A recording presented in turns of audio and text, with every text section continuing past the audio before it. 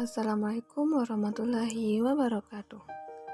Saya Suci Permata Arjuna, NIM 20101556, kelas 3B1, mahasiswi STKIP Nasional Padang Pariaman, program studi pendidikan guru sekolah dasar. Video ini dibuat untuk memenuhi tugas akhir mata kuliah pendidikan Pancasila dengan judul Pancasila. 1. Lahirnya Pancasila. Pada bulan April 1945, dibentuklah Panitia Penyelidik Usaha-Usaha Persiapan Kemerdekaan yang diketuai oleh Dr. Rajiman Weddiodiningrat.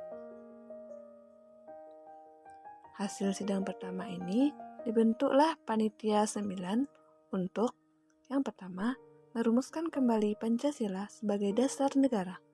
Yang kedua, menjadikan dokumen itu untuk teks proklamasi.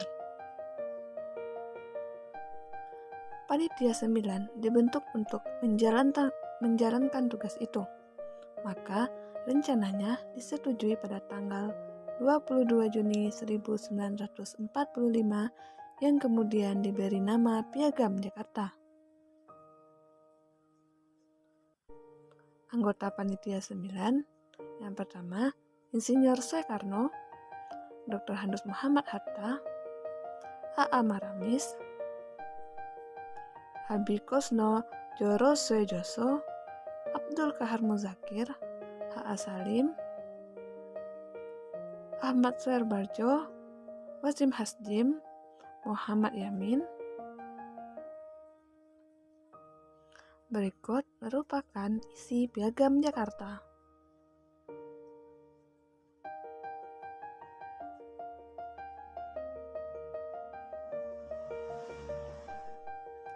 Piagam Jakarta dijadikan sebagai pendahuluan bagi Undang-Undang Dasar 1945 dengan mencoret bagian kalimat dengan menjalankan kewajiban syariat Islam bagi pemeluknya. Alasannya adalah karena keberatan sangat oleh pihak lain yang tidak beragama Islam, diganti dengan ketuhanan yang Maha Esa. Pancasila sebelum diamandemen dan sesudah diamandemen. Sebelum diamandemen, sila yang pertama adalah ketuhanan dengan menjalankan syariat Islam bagi pemeluk-pemeluknya. Kedua, kemanusiaan yang adil dan beradab. Ketiga, persatuan Indonesia. 4. Kerakyatan yang dipimpin oleh hikmat kebijaksanaan dalam permusyawaratan perwakilan. 5. Keadilan sosial bagi seluruh rakyat Indonesia. Maka, Pancasila sesudah diamandemen, sila pertama diganti dengan ketuhanan yang Maha Esa.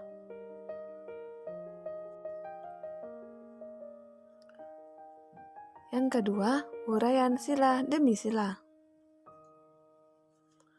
1. Ketuhanan yang Maha Esa.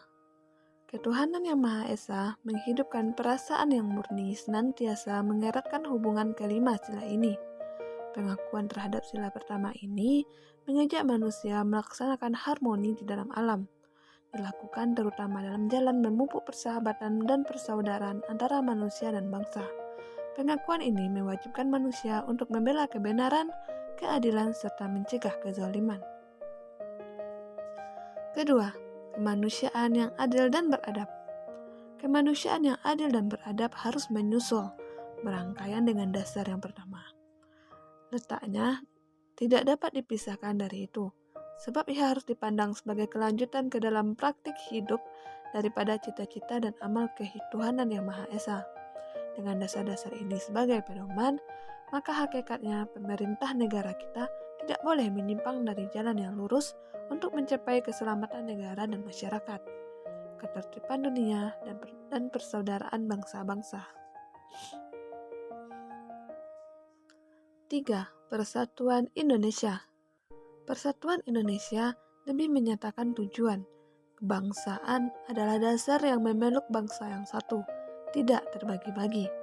Pancasila dalam mukadimah itu dinyatakan sebagai pegangan untuk mewujudkan kebahagiaan, kesejahteraan, perdamaian dan kemerdekaan dalam masyarakat dan negara hukum Indonesia merdeka yang berdaulat sempurna. 4. Kerakyatan yang dipimpin oleh hikmat kebijaksanaan dalam permusyawaratan perwakilan. Kerakyatan yang dipimpin oleh hikmat kebijaksanaan permusyawaratan dan perwakilan berhubung erat pula dengan sila keadilan sosial, yakni untuk mewujudkan keadilan sosial bagi seluruh rakyat. Karena itu, demokrasi Indonesia bukan demokrasi liberal dan juga bukan demokrasi totaliter, karena berkaitan secara menyeluruh dengan sila-sila Pancasila lainnya. 5. Keadilan sosial bagi seluruh rakyat Indonesia. Keadilan sosial tidak saja menjadi dasar negara Republik Indonesia, tetapi sekaligus menjadi tujuan yang harus dilaksanakan, supaya tercapai apa yang disebut dalam pembukaan Undang-Undang Dasar Republik Indonesia. Keadilan sosial adalah langkah yang menentukan untuk melaksanakan Indonesia yang adil dan makmur. Dari uraian-uraian telah diuraikan itu, dapat kita simpulkan bahwa dasar dan ideologi negara kita adalah Pancasila. Pancasila lahir pada tanggal 1 Juni 1945 yang dicetuskan oleh Bung Karno. Pancasila adalah dasar filsafat dari Indonesia yang juga adalah sumber pemikiran, sumber tindakan, serta menjadi sumber hukum kebijaksanaan negara. Itu adalah fakta. Fakta adalah pedoman sejarah. Sejarah mengambil dari fakta-fakta yang ada yang nyata, bukan karangan. Ini adalah kejujuran. Kejujuran ini hanya bisa datang dari hati sanubari orang-orang yang mental spiritualnya yang kuat. Kejujuran ini pun tidak hanya tanggung jawab pemerintah, tapi juga tanggung jawab seluruh rakyat Indonesia. Terima kasih.